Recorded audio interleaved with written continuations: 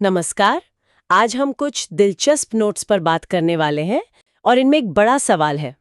सवाल ये कि भारत के जो अंतर्राष्ट्रीय सहयोगी हैं उनमें ज्यादा भरोसेमंद कौन है? क्या वो हमारा पुराना ऐतिहासिक दोस्त रूस है, या फिर वो इजराइल जो मतलब हाल के संकटों में बहुत तेजी से मदद के लिए आ गया है? हाँ बिल्कुल।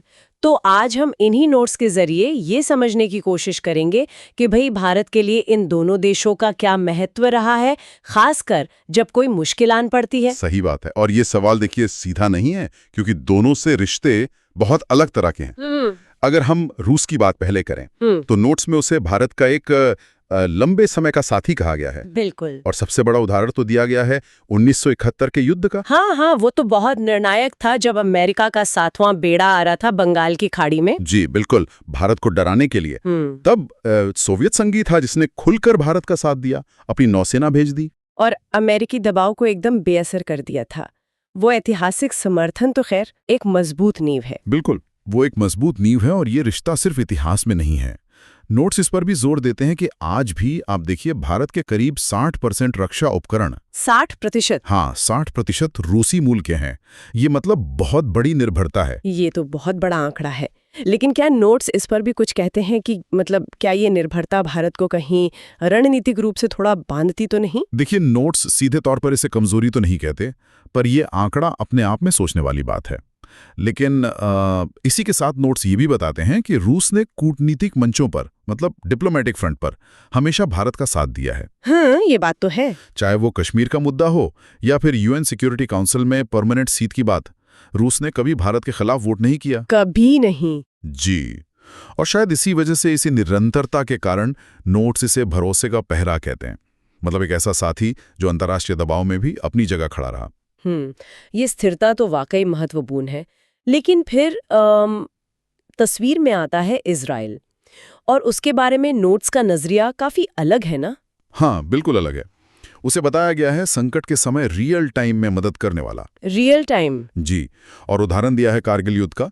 नोट्स के मुताबिक जब भारत को ऊंचाई पर लड़ने के लिए खास हथियारों की मतलब एकदम फौरन जरूरत पड़ी। हाँ, वो लेजर गाइडेड बॉम्ब वगैरह की बात थी शायद। बिल्कुल, लेजर गाइडेड बॉम्ब और दूसरी तकनीक इजराइल ने सिर्फ 24 घंटे में मुहैया करा दी थी। सिर्फ 24 घंटे में? उस वक्त तो ये बहुत बड़ी बात रही होगी। बहुत बड़ी बात थी, क्योंकि कई पश्चिमी देशों ने तो तब प्रतिबंध लगा रखे थे, वो हथियार दे ही नहीं रहे थे। तो इजराइल की मदद सिर्फ तेज नहीं थी, बल्कि उस वक्त बहुत जरूरी भी थी। और नोट्स कहते हैं कि ये सिलसिला रुका नहीं, बाद में भी जारी रहा। जैसे आधुनिक तकनीक है, ड्रोन्स हैं, मिसाइल डिफेंस सिस्टम है और इंटेलिजेंस शेयरिंग, खुफिया जानकारी। हाँ, खास तौर पर खुफिया जानकारी साझा करने में इजराइल एक बहुत महत्वपूर्ण भागीदार बन गया है। अच्छा, और नोट्स में क्या हाल की घटनाओं का भी जिक्र है? मेरा मतलब है जैसे उड़ी या पुलवामा हमलों के बाद जो कार्रवाइयां हुई। हाँ, नोट्स उस तरफ इशारा करते हैं कि उड़ी और पुलवामा के बाद जो सर्जिकल स्ट्राइक हुई या एयर स्ट्राइक हुई, हाँ, उनमें कहीं ना कहीं इजरायली तकनीक जैसे वो स्पाइस प्रिसीजन बॉम्ब थे और शायद सैटेलाइट इंटेलिजेंस, उसका भी इस्तेमाल हुआ। अच्छा। तो ये दिखाता है कि इजराइल सिर्फ हथियार नहीं बेच रहा, वो मुश्किल हालात में तकनीकी बढ़त दिलाने में भी मदद कर रहा है। इसीलिए नोट्स उसे समय पर साथ देने वाला सच्चा यार कहते हैं। सच्चा यार मतलब जो फौरन और असरदार मदद दे। जी। तो ये तो स्थिति काफी पेचीदा हो गई। एक तरफ रूस है जिसका दशकों पुराना साथ है, डिप्लोमेटिक सपोर्ट है, पर शायद मदद उतनी तेज या लेटेस्ट न हो। और दूसरी तरफ इजराइल है जो संकट में फौरन लेटेस्ट मदद देता है, पर रिश्ते उतने पुराने या गहरे नहीं हैं। तो क्या नोट्स किसी एक को ज्यादा भरोसेमंद बताते हैं? साफ तौर पर नहीं। देखिए, नोट्स ऐसा सीधे तौर पर नहीं कहते कि ये बेहतर है या वो ये दिखाते हैं कि दोनों ही अपनी अपनी जगह अपने अपने समय पर भारत के लिए महत्वपूर्ण साबित हुए हैं। रूस वो पुराना दोस्त है जिसने मुश्किल अंतर्राष्ट्रीय राजनीति में भारत का हाथ पकड़ा, और इजराइल वो नया सहयोगी है जिसने आज के दौर के युद्ध और आतंकवाद से लड़ने की क्षमता बढ़ाई है। तो मतलब अपनी अपनी अहमियत है। बिल्कुल। हालांकि नोट्स एक रुझान की तरफ इशारा जरूर करते हैं कि हाल के वर्षों में खासकर जो अचानक संकट आते हैं उनसे निपटने में इजराइल की भूमिका ज्यादा मुखर हुई है। हाँ, ये तो दिखता है। और इसका भारत की सुरक्षा रणनीति पर असर भी पड़ा है, गहरा असर।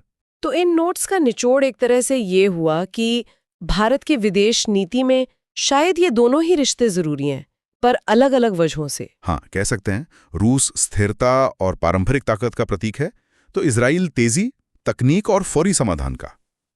ये एक तरह की क्लासिक दुविधा है ना, कि लंबे समय की ऐतिहासिक स्थिरता ज्यादा मायने रखती है या आज के दौर के जो अचानक संकट आते हैं उनसे निपटने की फौरी क्षमता। नोट्स हमें इसी पर सोचने को मजबूर करते हैं। ये वाकई सोचने वाली बात है। और इससे एक सवाल और मन में आता है, जैसे जैसे दुनिया बदल रही है, तकनीक बदल रही है, युद्ध के तरीके बदल रहे हैं, तो क्या भविष्य में भारत के लिए भरोसेमंद सहयोगी की परिभाषा ही बदल जाएगी? ये बहुत दिलचस्प सवाल है। क्या ऐसा होगा कि तकनीकी बढ़त और तेज रिएक्शन टाइम ऐतिहासिक संबंधों से ज्यादा महत्वपूर्ण हो जाए? ये एक सवाल है जिस पर शायद हमें आगे और सोचना होगा। बिल्कुल, भविष्य की रणनीति इसी पर निर्भर करेगी शायद।